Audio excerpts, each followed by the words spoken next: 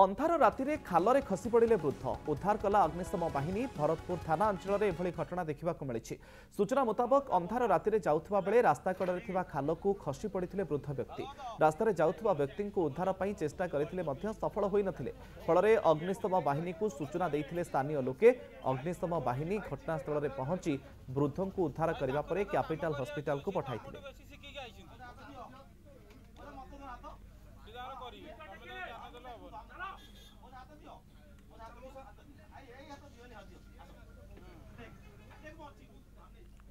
अंधार राति खाल खसी पड़े वृद्ध उद्धार कला अग्निशम बाहिनी भरतपुर थाना अंचल एभली घटना देखा मिली।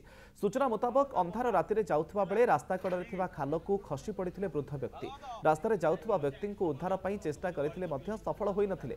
फल अग्निशम बाहिनी को सूचना देइथिले स्थानीय लोके।